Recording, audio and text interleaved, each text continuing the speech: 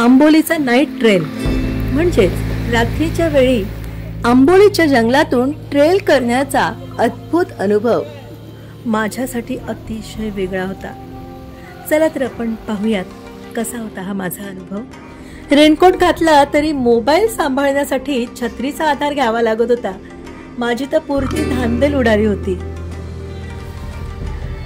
आमचा हा night trail संध्याकाळी 7 वाजता सुरू झाला. थोडासा उशिराच आम्ही इथे आलो आणि आता रात्री 9:30 पर्यंत आम्हाला या वन आंबोलीचा हा नाईट ट्रेल आणि डे ट्रेल देखील असतो.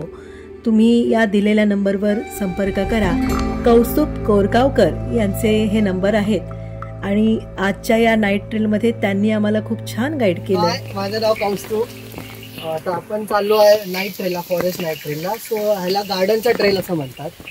सो या ट्रेलमध्ये आपल्याला काही बेडूक दिसतील, साप दिसतील, पण जे काय दिसेल ना ते पहिलं तुम्ही बघा. कारण काही वेळेला असं असेल की बाबा हे दिसलं पटकन ते निघून गेलं असं येऊ शकतं. माहिती नाव काय आहे कसं आहे ते मी सगळं नंतर सांगेन, पण पहिलं जे दाखवेन ते पहिलं तुम्ही कलर्स काय का साईज ते पहिलं ऑब्झर्व करून घ्या, मग मी तुम्हाला सांगेन. आणि चालताना शक्यतो 2-2च्या पेअरनी चाला. कारण गचडी होणार आहे, कारण आज परत खूप गर्दी असणार आणि काळोख झाल्यावर मग कोण पुढे मागे जाते समजणार नाही. तुम्ही सर मागून घ्या.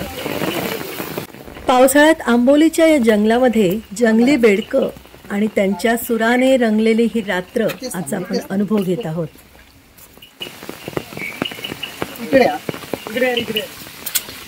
इकडे एक बेडूक बसला. अतिशय बारीक बेडूक आम्हाला दाखवला. तो असा आपल्या नजरेत देखील आला नसता. दिसला का रे? दिसला का? हो, सो क्यूट. एवढूच आहे तो, क्यूट. बेडकांचा टिकटिक करणारा आवाज कानावर येतोय ना, किती सुंदर दिसतंय. वा, हे हिरवं जे दिसतं हे मॉस आहे. मॉस म्हणजे मरगस, मराठीत आपल्या मरगस म्हणतो त्याला. सो हे तुमचं पाण्याचे जे हे कंट्रोल करण्यासाठी असतं. म्हणजे जोरदार पाऊस आला की डायरेक्ट जमिनीवर पडून माती सगळी वाहून जाते. झाडावर हळूहळू ते मॉस टिप टिप करत पडून तेवढं जमिनीचे इरोजन कमी होतं. आंबोलीतील हे जंगल हर्पेटोलॉजिस्ट आणि वन्यप्रेमींसाठी एक आश्रयस्थानच आहे, जिथे दुर्मिळ उभयचर प्राण्यांची एक भव्य श्रेणी आपल्याला पाहायला मिळते.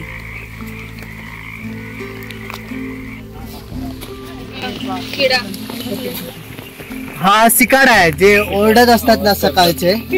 जनरली आपल्याला हा बघायला मिळत नाही असा बसलेला. रातकिडा म्हणतात. हा, रातकिडा. अच्छा, हाच आवाज करतो का? आपल्याला आवाज कायम येतो ऐकायला, फक्त बघायला मिळत नाही. त्या साईडने दिसला.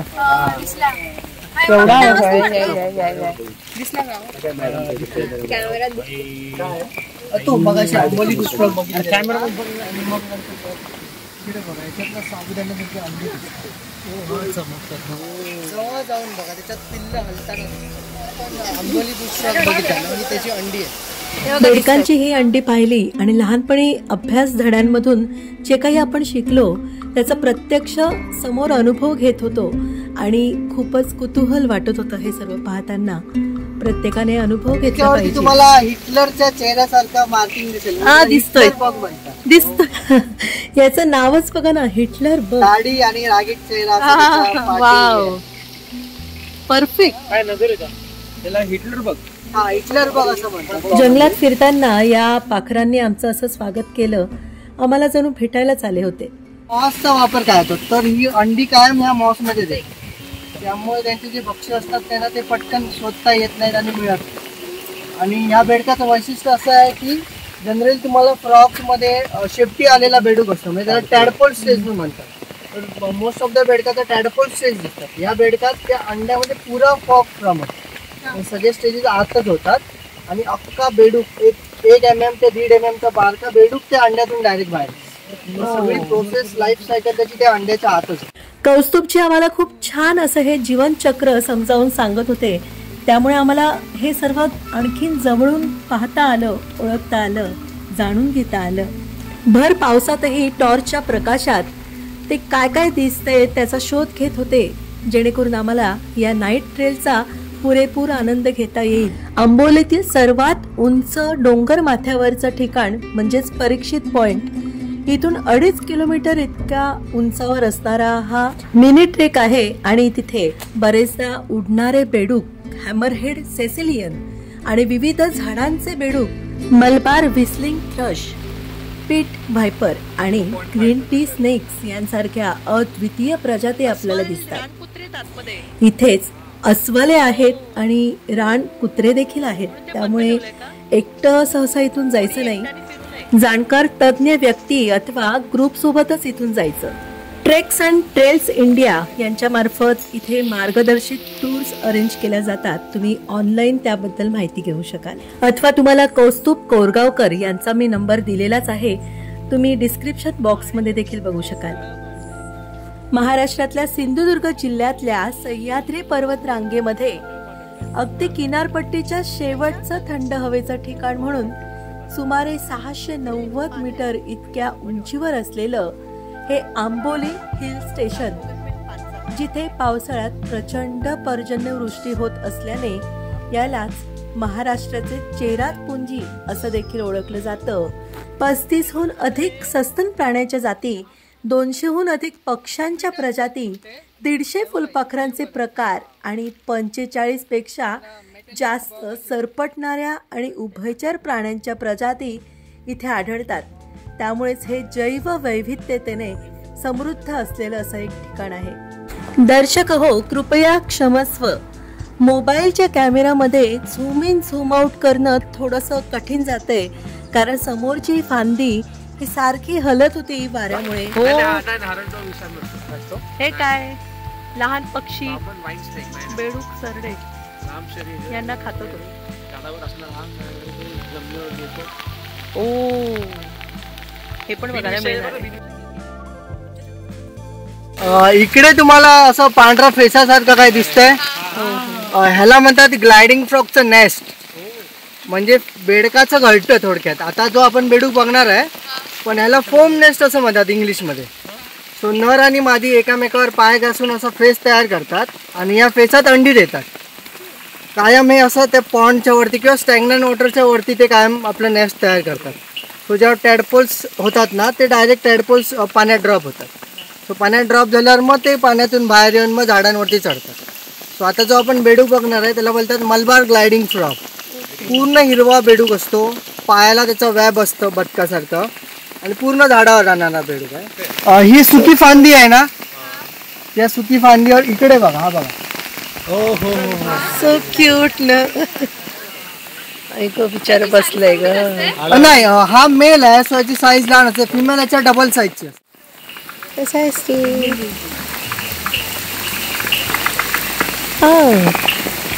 बरं आहेस? Take care. आंबोलीच्या जंगलांमध्ये विविध औषधी वनस्पती देखील आहेतच. शिवाय इथे अनेक प्रकारचे उभयचर प्राणी आहेत. मलबार पीट व्हायपर, ग्रीन व्हाईन स्नेक असे अनेक साप आपल्याला इथे पाहायला मिळतात. मलबार ग्रे हॉर्न बिल आणि श्रीलंकेचे फ्रॉग माउथ यांसारखे पक्षी देखील आपल्याला इथे दिवसा पाहायला मिळतात. त्यामुळे रात्रीप्रमाणेच दिवसाची सफर देखील मला अनुभवायची आहे. जे मेजरली कॉल करतात ते क्रिकेट करतात आणि दिवसाचे जे कॉल करतात संध्याकाळी ते सिकाडा करतात. आपण काय म्हणतो की सिकाडाच कॉल करतात. ते सिकाडा पूर्ण रात्रभर मेजरली कॉल नाही, रात्रीचे हे कॉल करतात. नको बेटा, थांब साईडला.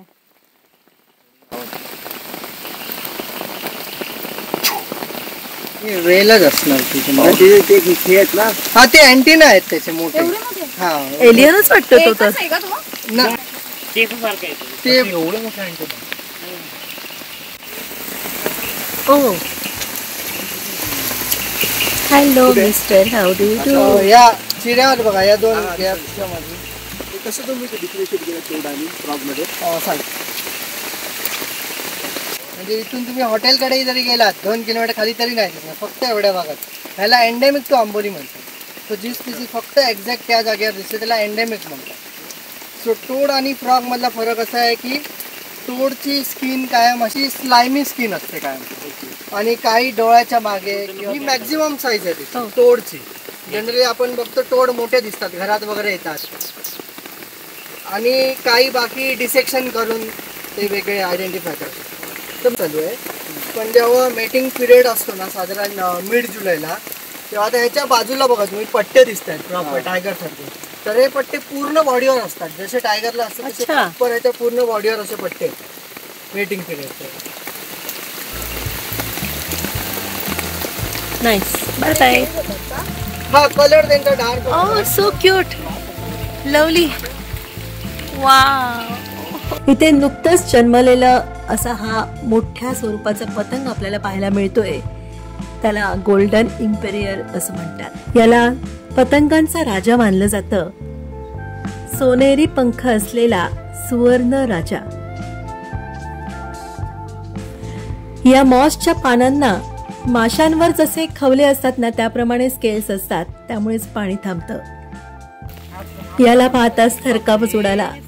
याच्या दंशाबद्दल अनेक किस्से ऐकलेले आहेत, परंतु प्रत्यक्ष अनुभव घ्यायचं मात्र माझं डेअरिंग अजिबात नाहीये.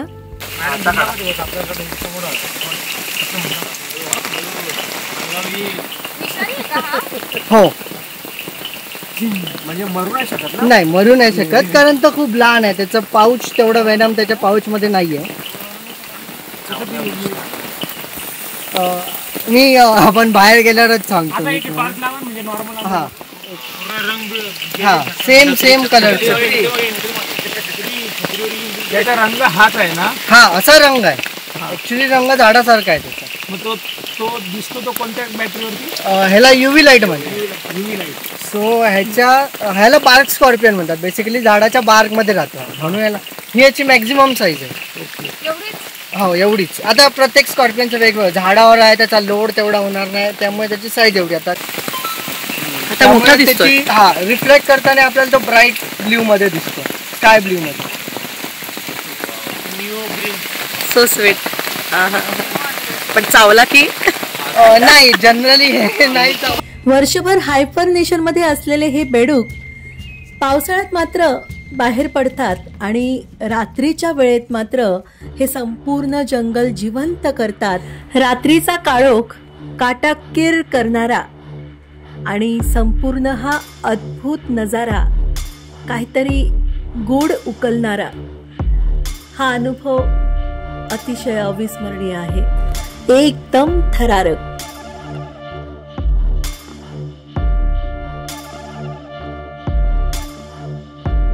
टॉर्चच्या प्रकाशामध्ये बघा ना कसा काळोख आणि प्रकाशाचा खेळ रंगला. बराच वेळ वाट पाहत होती, अखेर तो दिसलाच. शांतता. साप जरा जास्त अंतरावर आहे, वरती झाडाच्या फांदीवर असल्यामुळे मी आणखीन जवळ जाऊ का असं विचारलं. ते हो म्हटले, पण थोडीशी मनात भीती होती की हा साप जर आपल्या अंगावर पडला तर काय. तरी देखील मी झूम करून तो कॅमेऱ्यात कॅप्चर करायचा प्रयत्न केलाय. बघा, हा समोर दिसला तो ग्रीन वाईन स्नेक, ज्याला हरणटोळ, गवत्या साप असं देखील म्हणतात. आता हा जेवून झोपलेला आहे आणि हा जवळजवळ 8 फुटा इतका मोठा होतो. हा ॲडल्ट साप आहे, परंतु थोडासा लहान आहे. आणखीन थोडं पुढे गेल्यावर आणखीन एक साप दिसला. तो थोडा चपळ होता आणि पुढे जात होता. बघा, दिसतोय, त्याची हालचालही दिसत होती. ग्रीन वाईन स्नेक, हरणटोळ हा एक विषारी साप आहे, परंतु तो सौम्य विषारी साप आहे आणि हा शक्यतो वेलींमध्ये सहज मिसळून जातो, त्यामुळे पटकन दिसून येत नाही. आणि हा जरी विषारी असला तरी तो एवढा धोकादायक नाहीये आणि माणसांवर तर तो शक्यतो हल्ला करत नाही. तरी देखील याच्याबद्दल भरपूर गैरसमज पसरलेले आहेत की हा हरणटोळ डायरेक्ट आपल्या टाळूवरती आघात करतो आणि माणूस जागीच मरतो. हे मिथ आहे असं या सरांनी सांगितलं, कारण का हा तर साप आहे ना वरती हा वेलींवर किंवा झाडांवरती असतो, त्यामुळे आपण जेव्हा चालत असतो तेव्हा आपल्या डोक्यापाशी त्याचं तोंड डायरेक्ट वरून येतं. त्यामुळे लोकांना फारच भीती आहे या सापाबद्दल. पण तसं खरं तर इतकं घाबरण्याचं कारण नाही आहे, कारण हा साप फक्त पक्ष्यांची अंडी, पाल, सरडे किंवा लहान सरपटणारेच प्राणी खातो. रात्रीच्या वेळेस हा साप सक्रिय असतो म्हणून याला निशाचर साप असं पण म्हणतात आणि एकूण 5 ते 10 पिल्लांना तो एका वेळी जन्म देतो. हा साप अंडी घालत नाही. आजपर्यंत आपण मशरूमचे अनेक प्रकार पाहिलेत आणि आता या झाडावर आलेला जो मशरूम आहे त्याला रेशी मशरूम असं म्हणतात. हा एक पॉलिमर मशरूम आहे आणि हा जो टॉर्चच्या प्रकाशात आपल्याला धूर दिसतोय तो खरं तर त्यांची अंडी आहेत. या पावसामध्ये वाऱ्यामधून ही अंडी सर्वत्र पसरतायत. दिवसाच्या प्रकाशामध्ये या धुरामध्ये आपल्याला रेनबो सारखे कलर दिसतात. हे रेशी मशरूम आरोग्यासाठी फायदेशीर मानलं जातं, त्यामुळेच याला चहा पावडर किंवा आरोग्यदायी उत्पादनांमध्ये वापरलं जातं. इंग्लिशमध्ये याला गॅनोरटमा ल्युसिडम असं देखील म्हणतात. मशरूमच्या मागच्या बाजूला हे असे बारीक पोर्स आहेत, तिथून ही सर्व अंडी निघतात आणि ही सर्वत्र फेकली जात असताना धुरासारखी दिसतात. इथे एक मातीचं घर वारूळ दिसतंय आणि आम्हाला वाटलं याच्यामध्ये साप असेल, परंतु ते म्हटले की हे सापाचं घर नाहीये तर हे टर्माइटचं घर आहे. पांढऱ्या मुंग्या ज्या अस्वलाला आवडतात, अस्वलाचं आवडतं खाद्य, त्या आम्हाला इथे पाहायला मिळाल्या. इथे एका फांदीवरती आम्ही कप फंगस प्रकार बघितलाय. या फंगसच्या प्रकाराला कप सारखा आकार आहे, त्यामुळेच याचं नाव कप फंगस असं आहे. या जंगलात असे अनेक अद्वितीय प्रकार जे आपण कधी पाहिले नाहीत सर्व एक्सप्लोर करायला मिळत होते.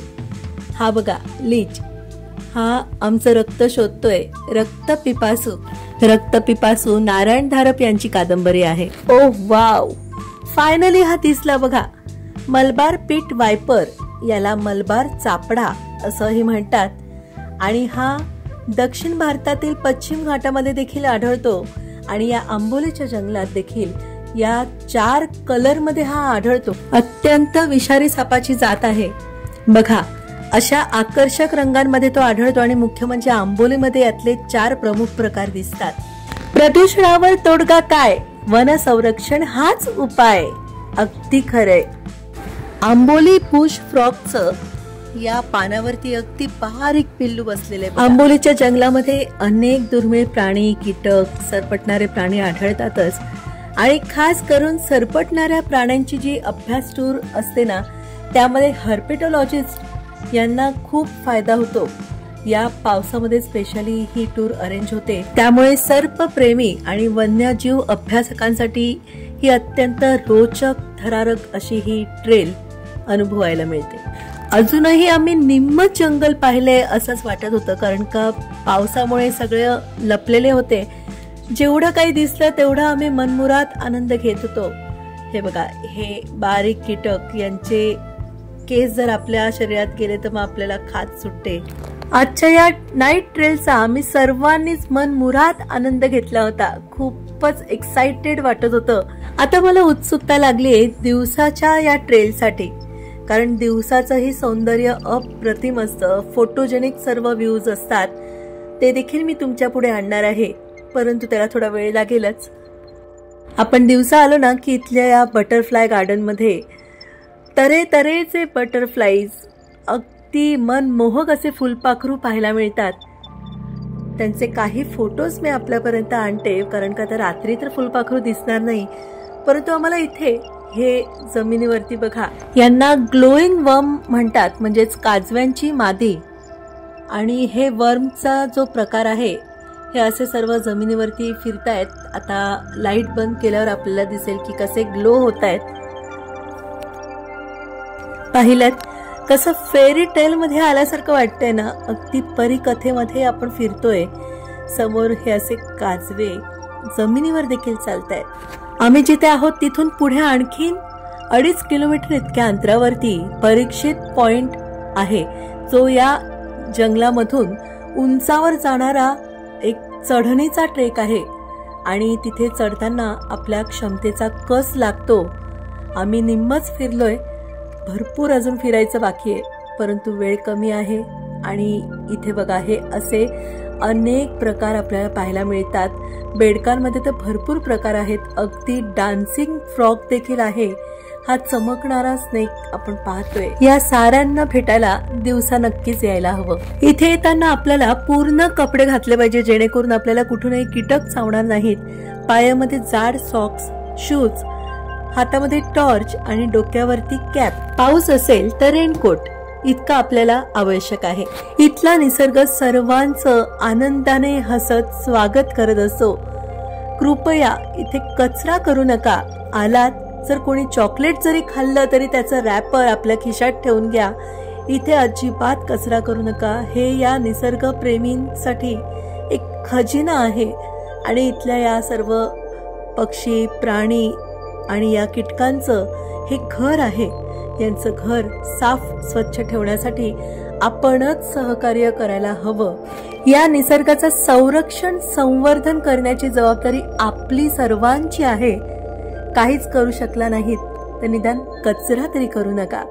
हे निसर्ग काहीही मागत नाहीये, फक्त याला तुम्ही प्रेमाने सांभाळा, जपा. अशी ही नाईट ट्रेल आमची फायनली इथे संपत आली आहे. मला तुम्हा सर्व दर्शकांना एकच सांगायचंय की माझ्या चॅनलवरचे सर्व व्हिडिओ तुम्ही बघा, जेणेकरून मला सपोर्ट केला जाईल. सगळं फ्री आहे, तुम्हाला काही करायचं नाही, फक्त तुम्हाला माझे चॅनलवरचे व्हिडिओ बघायचे आहेत. ऍटलिस्ट तुम्ही लाईक देऊ शकतात, माझे व्हिडिओ आवडल्यास ते शेअर करू शकतात. कुतूहलपूर्वक नजरेने आनंद घेऊ निसर्गाचा.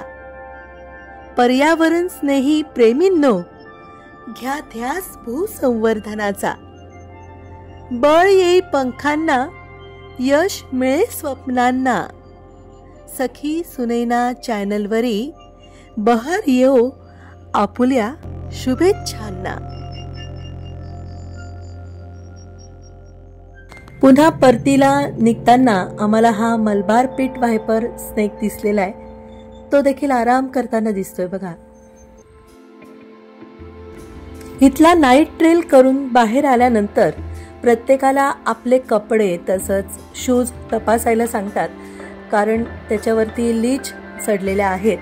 त्या आपल्याला इथे तपासून त्या काढता येतील आणि आपल्यासोबत आपल्या हॉटेल रूममध्ये या पसरू नयेत, म्हणूनच काळजी घ्यायची. बघा इथे आमच्या कपड्यांवरती आणि शूजवरती लीच चढलेल्या दिसत आहेत. त्या इथेच वेळीच काढता येतात आणि जर त्या चावल्या असतील तर मग त्यांना लगेच असं काढता येत नाही, तर मग पूर्ण रक्त ते शोषत असतात. त्याच वेळेस त्यांना काढलं गेलं तर रक्त बाहेर येतं जास्त. सखी सुनैना चॅनलवरचा आजचा हा व्हिडिओ तुम्हाला कसा वाटला? असे व्हिडिओ तुम्हाला बघायला आवडेल का? हे देखील तुम्ही कमेंटद्वारे नक्की सांगा. सर्वांना शेअर करा, जेणेकरून जास्तीत जास्त व्ह्यूज येतील आणि आपलं हे चॅनल खूप छान ग्रो व्हायला मदत होईल. प्लीज कृपया मला सपोर्ट करा आणि स्वस्थ रहा, मस्त रहा, कायम माझ्या सोबत रहा माझ्या या सुंदरशा प्रवासात. लवकरच भेटूया नवीन व्लॉग मधून एका नव्या माहितीसह. तोपर्यंत बाय बाय.